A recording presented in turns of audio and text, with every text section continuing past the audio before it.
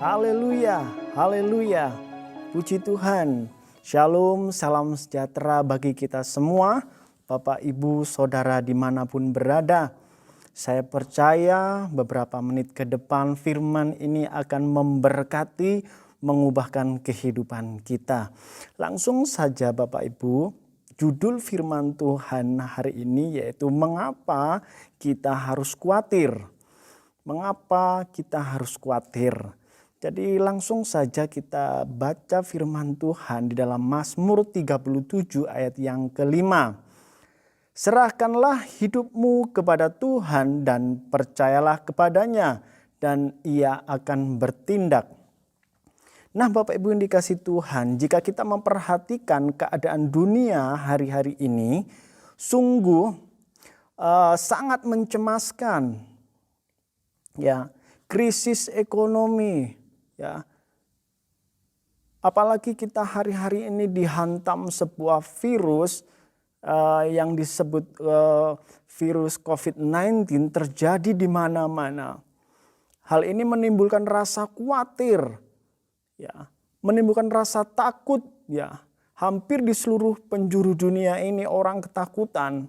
Saudara dikasih Tuhan, setiap orang punya cukup alasan untuk menjadi takut. Setiap orang punya cukup alasan untuk menjadi khawatir akan hidupnya, akan masa depannya, akan kesehatannya, keluarganya, dan berbagai macam hal. Nah, hal ini ya kalau kita melihat dan hari-hari ini kita melihat bahwa manusia berlomba-lomba untuk mencari solusi, mencari jalan keluar akan permasalahan, akan pergumulan di dalam kehidupannya. Mereka berlomba-lomba untuk mendapatkan suatu jalan keluar. Nah saudara-saudara yang dikasih Tuhan, semakin mereka mencari, semakin mereka sulit mendapatkannya.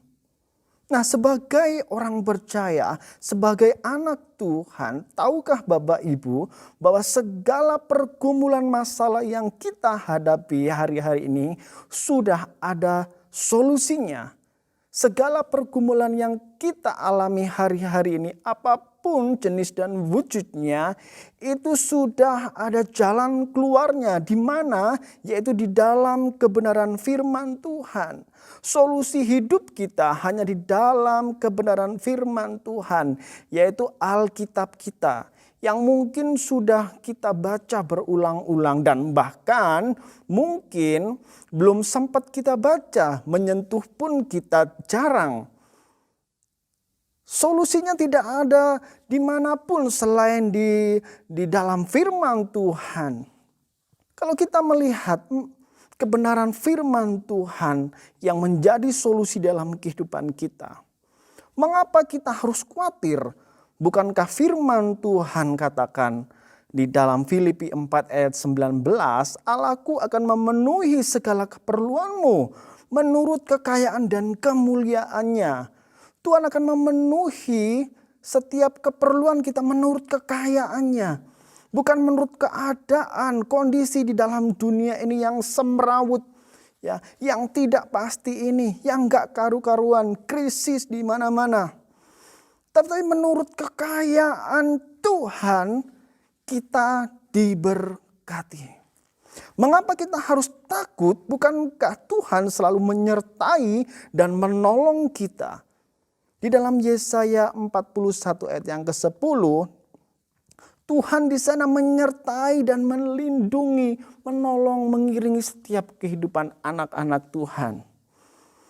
Dan sekali lagi firman Tuhan berkata, mengapa kita harus berkata saya tidak mampu. Nah bukankah firman Tuhan sekali lagi katakan di dalam Filipi 3 ayat 14. Segala perkara dapat kutanggung di dalam Dia yang memberikan kekuatan kepadamu. Nah tidak ada alasan untuk kita takut, tidak ada alasan untuk kita khawatir, dan solusinya jelas, sudah ada jalan keluar yaitu kebenaran firman Tuhan. Nah, mengapa selama ini kita sulit untuk tetap tenang Apakah selama ini kita masih di dalam kekhawatiran? Itu perlu dipertanyakan kehidupan kita. Ya, firman sudah kita baca. Nah, jangan-jangan saya mau katakan, ketika Anda membaca firman Tuhan, Anda salah membaca.